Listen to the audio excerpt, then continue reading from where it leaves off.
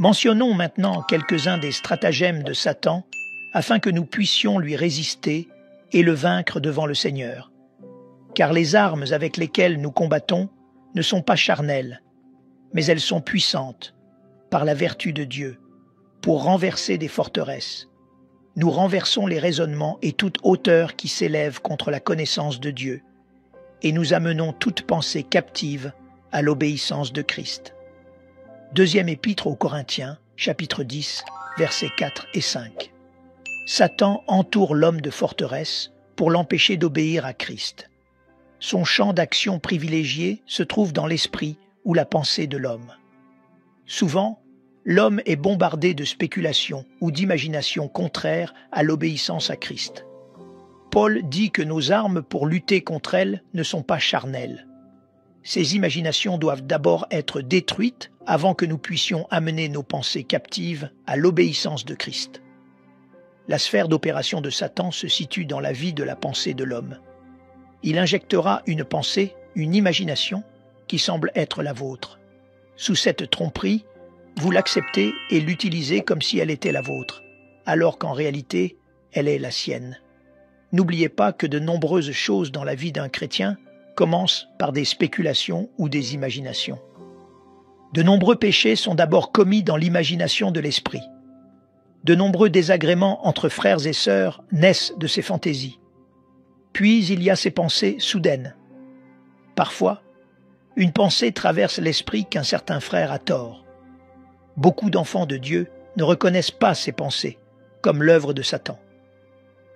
Une personne peut considérer une telle pensée comme la sienne et la prendre pour vraie, en pensant que le frère a vraiment tort. Et pourtant, ce n'est pas vrai. C'est Satan qui a mis cette pensée dans son esprit. Comment doit-il résister au diable? Il doit dire « Je ne veux pas de cette pensée, je te la rends, Satan ». S'il l'accepte, elle deviendra sa propre pensée. Au départ, c'est celle de Satan, mais elle deviendra la sienne s'il la garde. Les chrétiens doivent savoir ce qu'est la tentation satanique. La tentation satanique entre principalement, sinon exclusivement, sous forme de pensée. Quand Satan tente les gens, il n'y attache pas une étiquette disant « ceci est une tentation satanique ». Si les gens savaient que cela venait de Satan, ils y résisteraient. Non, il se faufile furtivement, sans faire de vagues. Toutes ces tentations sont formulées de manière à ne pas facilement éveiller les chrétiens. Il ne veut pas qu'ils le soupçonnent. Il préfère qu'ils continuent à dormir. Alors, il injecte subrepticement une pensée dans leur esprit. Une fois qu'ils l'acceptent, elle est devenue un point d'appui pour lui. C'est pourquoi les enfants de Dieu doivent apprendre à résister aux pensées désordonnées. Cependant, ils doivent également faire attention à ne pas devenir trop attentifs. Tout excès à cet égard entraînera une plus grande confusion des pensées, les faisant tomber plus profondément dans les pièges de l'ennemi. Si l'on se concentre sur ces pensées, ses yeux ne seront pas fixés sur le Seigneur. Nous devons en effet résister aux pensées inconvenantes, mais nous ne devrions pas être entièrement occupés à gérer nos pensées. Je voudrais crier haut et fort qu'au cours de ces années, j'ai vu deux extrêmes. Certaines personnes n'exercent aucune retenue dans leurs pensées. D'autres sont totalement absorbées par la gestion de leurs pensées. Ces dernières sont tout aussi trompées par Satan que les premières. De plus, elles sont susceptibles de faire une dépression nerveuse. Nous devons donc maintenir le juste équilibre. Nous ne devrions pas permettre à Satan de nous tenter en injectant ses pensées. Et nous ne devrions pas non plus être absorbés par la façon de gérer nos pensées. Si nous sommes constamment préoccupés par la gestion de nos pensées, alors nous sommes tombés dans la tentation de Satan, car au lieu d'avoir les yeux fixés sur le Seigneur, ils sont fixés sur nos pensées. Les pensées sataniques peuvent être assez facilement repoussées. Il y a un dicton fréquemment cité par de nombreux serviteurs du Seigneur qui dit « Vous ne pouvez pas empêcher un oiseau de voler au-dessus de votre tête, mais vous pouvez certainement l'empêcher de faire un nid dans vos cheveux. » N'oubliez pas alors que, bien que vous ne puissiez pas empêcher de nombreuses pensées de traverser votre esprit, vous pouvez les empêcher d'y faire leur nid. Lorsqu'une pensée vous traverse l'esprit, vous pouvez la repousser en disant simplement « Je n'en veux pas. Je ne l'accepterai pas. Je la rejette. » Alors vous verrez qu'elle est rejetée. Beaucoup d'enfants de Dieu ont de grandes difficultés avec leurs pensées. Ils ne peuvent pas facilement les contrôler.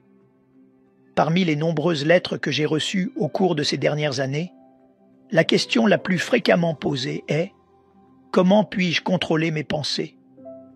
Certains avouent qu'ils trouvent particulièrement difficile de contrôler leurs pensées pendant leur temps de prière. À ce stade, il y a quelque chose que j'aimerais dire brièvement. Au reste, frères, que tout ce qui est vrai, tout ce qui est honorable, tout ce qui est juste, tout ce qui est pur, tout ce qui est aimable, tout ce qui mérite l'approbation, ce qui est vertueux et digne de louange, soit l'objet de vos pensées. L'Épître aux Philippiens, chapitre 4, verset 8. La Bible nous dit de penser à ces choses. Les enfants de Dieu devraient apprendre à engager leurs pensées dans une réflexion positive. Plus ils utilisent leur esprit de manière positive, moins leurs pensées seront incontrôlables. Beaucoup ne sont pas capables de contrôler leurs pensées parce qu'ils ne réfléchissent pas. Ils sont passifs dans leur vie de pensée. Cela donne à Satan l'occasion d'insérer certaines de ces nombreuses pensées toutes faites dans leur esprit. Satan n'aura pas autant de facilité à injecter sa pensée dans votre esprit si vous apprenez à utiliser votre esprit pour réfléchir à des choses spirituelles, bonnes, justes, saintes, paisibles et aimables. Lorsque votre esprit est engagé de manière positive et que vos pensées ne sont pas oisives, Satan n'a aucune occasion.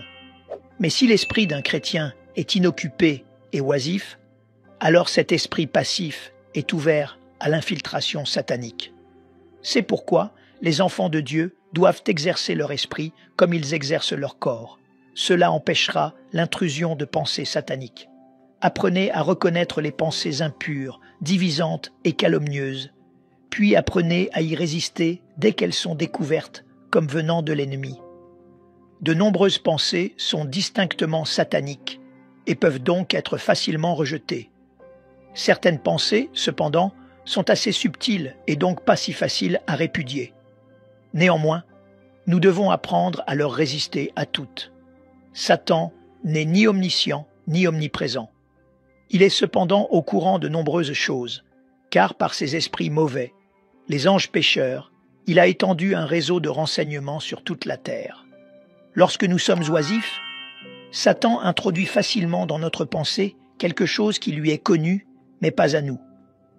Il injecte dans nos pensées les renseignements que son service secret a obtenus. Il nous fait imaginer quelque chose, et introduit ainsi son renseignement dans notre esprit. Dès que nous y réfléchissons et l'acceptons, cela devient réel pour nous. Les enfants de Dieu doivent donc rejeter toutes les communications de Satan, même si ces communications éclairent les choses. Nous devrions refuser de connaître quoi que ce soit qui ne nous parvient pas par la révélation reçue dans la prière. Un enfant de Dieu ne doit pas être curieux ou fouineur. S'il ne l'est pas, il échappera à de nombreuses pensées sataniques. S'il l'est, Satan le fournira sans fin avec certaines des nombreuses choses qu'il connaît. Le chrétien peut d'abord penser qu'une telle connaissance est bénéfique. Cependant, s'il continue à accepter ces pensées, il deviendra bientôt un pion entre les mains de Satan. Satan utilisera l'esprit du chrétien pour faire son travail. C'est pour cette raison que l'on doit résister à toutes les pensées sans cause. Chaque fois qu'une pensée sur la faute d'un autre frère traverse l'esprit, si elle provient de la pensée de l'esprit et non de la conscience de l'esprit, elle doit être rejetée. Si elle est acceptée, elle deviendra finalement une conviction personnelle. Celui qui pense qu'un frère lui a fait du tort finira par considérer cela comme réel. Par conséquent, il rompra la communion avec son frère. À moins que ces pensées soudaines ne soient coupées dès le début, elles deviendront incontrôlables par la suite. Lorsque les tentations sataniques envahissent pour la première fois l'esprit, elles sont relativement faciles à gérer. Mais une fois qu'elles deviennent des faits dans l'esprit, elles sont très difficiles à éliminer. Pour cette raison, nous devons nous occuper des pensées. Nous devons rejeter toutes les pensées impures, sinon nous pécherons. Nous devons utiliser activement notre esprit afin de ne pas mener une vie lâche et dissipée. Sous la lumière de Dieu, nous verrons que de nombreux péchés proviennent de l'acceptation des tentations dans la vie de la pensée. Permettez-moi de le répéter. Après qu'une pensée a été rejetée pour la première fois, l'affaire est considérée comme close. Lorsque la pensée revient une deuxième fois, elle doit être ignorée. En d'autres termes, lorsqu'une pensée vous vient pour la première fois, résistez-y par la foi, en croyant qu'elle a fui. Si elle se présente une deuxième fois, elle vient comme un mensonge, pas comme la vérité. Vous devez donc la considérer comme fausse et déclarer que vous y avez déjà résisté. Prenez cette position jusqu'à ce que la pensée s'enfuit. Si vous reconnaissez que la pensée qui revient est vraie, vous constaterez bientôt qu'elle est tellement attachée à vous que vous pouvez difficilement vous en débarrasser. De nombreuses défaites peuvent être attribuées à cette erreur. Si vous résistez au diable, il fuira loin de vous. C'est la parole du Seigneur, et elle est totalement digne de confiance. Tout ce que dit Satan n'est pas fiable. Le Seigneur dit « Résistez au diable, et il fuira loin de vous ». Épître de Jacques, chapitre 4, verset 7. Par conséquent, ce qui revient doit être un faux et doit être totalement discrédité. Pourquoi l'esprit de tant de chrétiens est-il confus? C'est parce qu'il résiste toujours. Résistez au diable, et il fuira loin de vous, dit la Bible. Résistez-lui une fois et il fuira. Vous devez croire qu'il a fui. Vous n'avez pas besoin de lui résister plusieurs fois. Croyez simplement qu'il a fui, car cela est conforme à la parole de Dieu. Tout ce qui revient alors n'est pas vrai. Vous pouvez vous permettre de l'ignorer et, si vous le faites, il disparaîtra bientôt. Il se cache juste derrière la porte, essayant de jeter un coup d'œil à l'intérieur. Si vous le considérez comme vrai, il entrera immédiatement. Le principe de base est donc de résister la première fois, d'ignorer la deuxième fois. Si une deuxième fois se présente, vous n'avez même pas besoin de résister. Tout ce qui est nécessaire, c'est de ne pas y prêter la moindre attention. Résister une troisième fois, c'est réfuter les premières et deuxièmes résistances, et ainsi de suite. Chaque nouvelle résistance signifie une méfiance supplémentaire à l'égard de votre résistance précédente. Parce que vous ne croyez pas ce que le Seigneur a dit. Résistez au diable et il fuira loin de vous. Vous avez résisté 100 fois. Vous serez occupé à résister du matin au soir. Plus vous pensez, plus vous devenez confus. Plus vous utilisez votre esprit, plus vous souffrez gravement. Par conséquent, ne résistez pas bêtement. Croyez simplement qu'une fois résisté, le diable fuira.